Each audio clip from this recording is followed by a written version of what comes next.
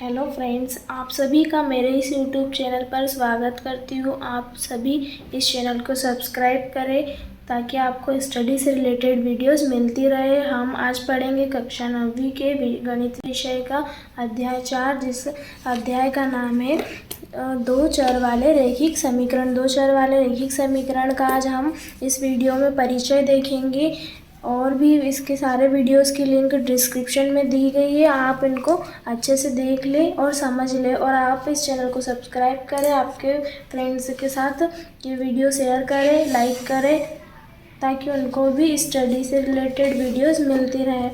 और हम आज शुरू करेंगे इसका अध्याय 4 का परिचय वाला पार्ट। तो हम देखते हैं कि दो चर वाले रैखिक समीकरण क्या होते हैं।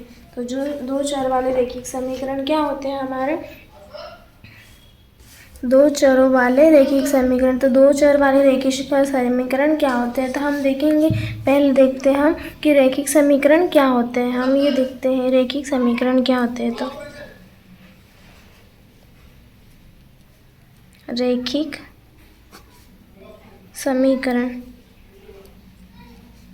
समीकरण क्या होते हैं। हमारे रैखिक समीकरण हम देखेंगे तो ऐसा समीकरण, इसकी डेफिनेशन हम परिभाषा लिख लेते हैं। ऐसा समीकरण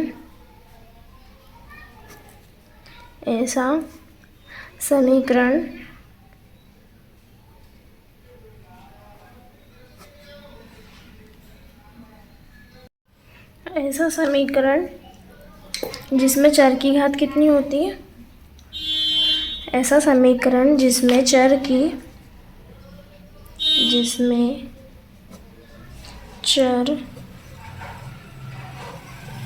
की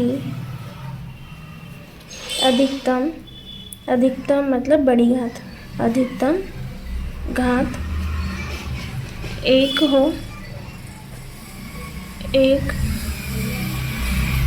होती है, रैखिक समीकरण कहलाता है। तो ऐसा समीकरण जिसमें चर की अधिकतम घात कितनी होती है, एक होती है, वो क्या कहलाता है, हमारा रैखिक समीकरण कहलाता है। हमने इसकी डेफिनेशन रैखिक समीकरण की पढ़ ली। अब हमारे पाठ का नाम है वैसे तो दो चर वाले रैखिक समीकरण। हम देखते हैं, पहले देखते हैं एक चर वाला रैखिक समीकरण क्या होता है। तो एक चर वाले रैखिक समीकरण, एक चर वाला देखते हैं। पहले एक चर वाले में क्या होता है कि जिसमें एक चर, नाम से ही पता चल रहा है कि इसमें एक चर होना चाहिए केवल। तो चर कौन सा होता है हमारे पास, एक्स वाई, ये हमारे चर होते हैं। तो इसमें जो समीकरण होता है उसमें केवल एक चर आना चाहिए, या तो एक्स आना चाहिए या तो वाई आना चाहिए। तो हम देखेंगे कि इसमें एग्जाम्पल लेके, तो हम एग्जाम्पल से देखते हैं कि एक चर वाले में कौन कौन सा हम एग्जाम्पल ले सकते हैं। हम देखिए उदाहरण एक एग्जाम्पल से देखते हैं। 3x + 2 = 0। 3x धन 2 = 0। ये हमारा क्या हो गया, इसमें केवल x आ रहा है, ये हमारा एक चर है। और एक चर वाला रैखिक समीकरण हमने देखा अभी, ये क्या हो गया हमारा एक चर वाला रैखिक समीकरण, जिसमें चर की अधिकतम घात कितनी होनी चाहिए, एक। तो इसकी x की घात अधिकतम कितनी है, एक है। तो ये हमारा क्या हो गया, एक चर वाला रैखिक समीकरण। अब हम देखते हैं दो चर वाले रैखिक समीकरण। तो दो चर वाला रैखिक समीकरण क्या होता है, दो चर वाला में भी हम ये उदाहरण देख लेते हैं। उदाहरण देखते, दो चर वाले मतलब जिसमें दो चर हो। तो दो चर होने के लिए क्या होना चाहिए, जैसे हम ले लेते हैं 2x धन 4y धन 3 = 0। तो ये क्या हो गया हमारा, इसमें क्या है, x और y, ये दो चर है अलग अलग। तो ये हमारा दो चर वाला रैखिक समीकरण हो गया। इसमें एक जो बहुपद की घात है, जो समीकरण की घात है, इसमें एक है, यहाँ पर भी y की घात भी एक है। तो ये हमारा क्या हो गया, रैखिक समीकरण हो गया। और इसमें दो चर है, तो ये हमारा दो चर वाला रैखिक समीकरण हो गया। अब हम देखते हैं, क्या देखते हैं, ये समझ में आया, रैखिक समीकरण देख लिया हमने, दो चर वाला भी देख लिया और एक चर वाला भी देख लिया, आपको समझ में आया होगा। और उसके बाद हम देखते हैं अब इसका निरूपण। तो इसका निरूपण कैसे करते हैं, इसका निरूपण हम एक सूत्र के द्वारा करते हैं। एक समीकरण दिया रहता है, निरूपण के लिए हम देख लेते हैं निरूपण कैसे करते हैं निरूपण।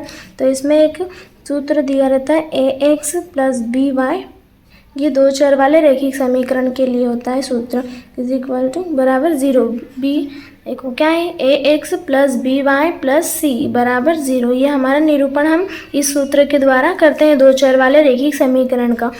हम ये सूत्र समझ लेते हैं कि इसमें ए क्या होता है बी क्या एक्स क्या होता है। तो हमको जैसे कि पता है जहाँ एक्स ए जो है एक्स का गुणांक है और जहाँ पर बी भी वाई का गुणांक है और ये सी क्या है अचर संख्या है। तो ये क्या हम लिख लेते हैं यहाँ पर कि जो ए और बी है वो क्या है गुणांक है यहाँ पर इसके गुणा में ए एक्स के गुणा में ए है इसलिए ए का गुणांक है ए एक्स का गुणांक है और जो बी वाई के गुणा में बी है इसलिए वाई का गुणांक क्या हो गया हमारा बी हो गया। और ये सी क्या है अचर पद है हमारा। तो क्या लिख लेंगे हम इसके बारे में कि हमारा अचर पद है। और ऐसे तो हमको पता है एक्स और वाई क्या था हमारे चर है। एक्स और वाई हमारा क्या है चर। ये एक्स और वाई हमारे चर हो गए। तो हमने देख लिया कि हमारे ये निरूपण दो चर वाले रैखिक समीकरण का निरूपण इस सूत्र के द्वारा करते हैं। इस सूत्र में ए बी क्या होता है गुणांक होते हैं एक्स और वाई के और जो चर है एक्स वाई चर होते हैं और अचर पद हमारा सी होता है जिसमें सिर्फ केवल संख्या होती है। इसमें क्या होती है अचर पद में संख्या होती है। अब हम देखते हैं कि हमने देख लिया दो चर रैखिक समीकरण क्या दो चरों वाले रैखिक समीकरण देख लिया उसका निरूपण करना देख लिया और समझ लिया। अब हम देखेंगे कि दो चर वाले रैखिक समीकरण को हल कैसे करते हैं। तो हल करने के लिए हम देखते हैं इसमें यहाँ पर कि दो चर वाले रैखिक समीकरण का हल देखते हैं। दो चरों वाले रैखिक समीकरण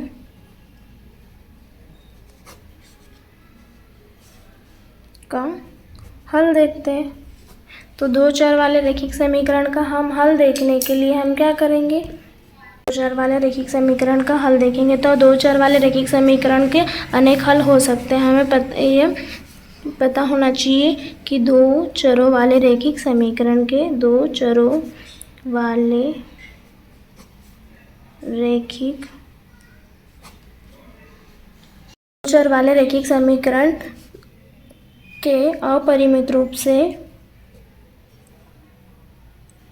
समीकरण के अपरिमित रूप से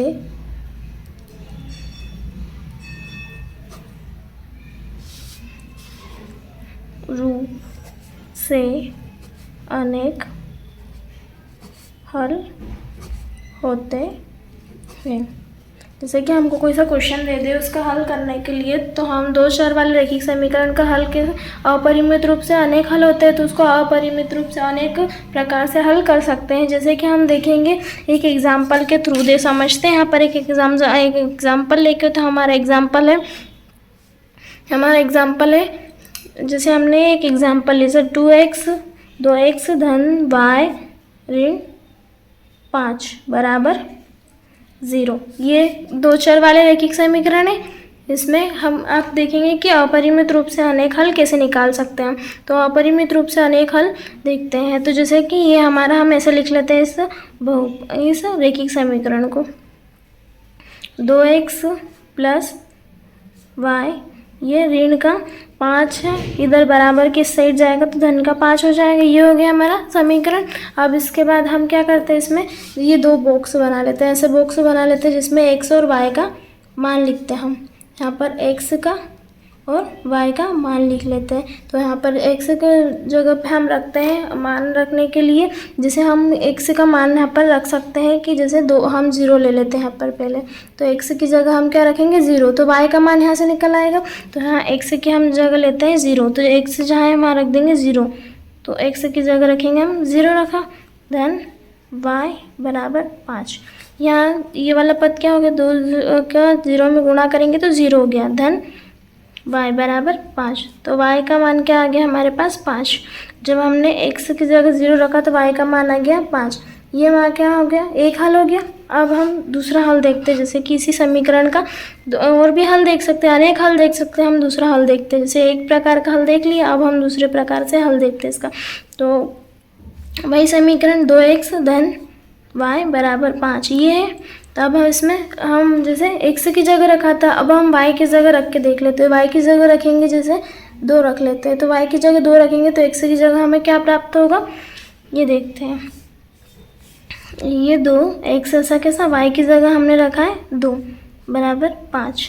अब हमारा 2x ऐसा कैसा, धन का 2 है, इधर सॉरी यहाँ पर बराबर का साइन लगाएंगे, धन का 2 इधर जाएगा तो ऋण का हो जाएगा, ये हो गया। अब ये 2 इधर लिख लेते हैं, 2x बराबर ये 5 में से 2 जाएगा तो क्या हो जाएगा हमारा 3। अब ये क्या है, गुणा में, इधर 2x गुणा में है तो 2 को हम इधर पक्षांतर करेंगे, x का मान चाहिए तो हम ये x 2 इधर जाएगा तो क्या हो जाएगा, बटे में x = 3/2 यानी 3/2 हो जाएगा x का मान हमारा। इसको काट नहीं सकते इसलिए 3/2 हो गया हमारा x का मान। तो यहाँ पर हम इस बॉक्स में लिख सकते हैं कि x का मान क्या है हमारा 3/2। अब हम और भी हल देख सकते हैं, जैसे हमने ये 2 हल देखे हैं, इसमें और भी हल देख सकते हैं।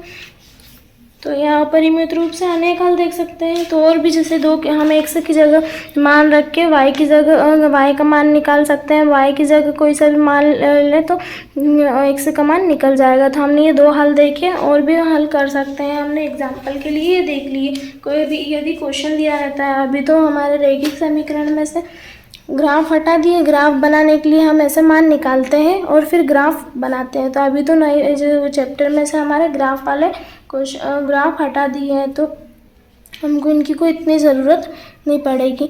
तो जैसे कि इसको क्या करते हैं, ग्राफ के लिए ऐसे शो करते हैं कि 0 और 5 ऐसे लिखते हैं। इसको लिखने के लिए x का मान हो गया, y का मान हो गया। जैसे यहाँ पर 3/2 x का मान है और y का मान ऐसा। तो ये ग्राफ के लिए ऐसे ये ब्रैकेट में कोष्टक में लिख लेते हैं, ऐसे हो गया। तो हमारे ये परिचय वाला भाग हमने पढ़ा। इसमें क्या पढ़ा, रैखिक समीकरण पढ़ लिया कि रैखिक समीकरण क्या होता है, इसका निरूपण किस सूत्र के द्वारा होता है, फिर 2 चर वाले रैखिक समीकरण को हम हल कैसे करते हैं। मैं आशा करती हूँ कि आपको ये वीडियो समझ में आया होगा, और इस वीडियो को अपने दोस्तों के साथ शेयर करना, इस वीडियो को लाइक करना और सभी इस चैनल को सब्सक्राइब करना, ताकि आपको स्टडी रिलेटेड ऐसे ही वीडियोस मिलती रहे आपको। इस चैप्टर 4 की सारी वीडियोस की लिंक डिस्क्रिप्शन में मिल जाएगी, उनको आप अच्छे से देख लेना, समझ लेना और इस चैनल को सब्सक्राइब कर देना। Thank you friends.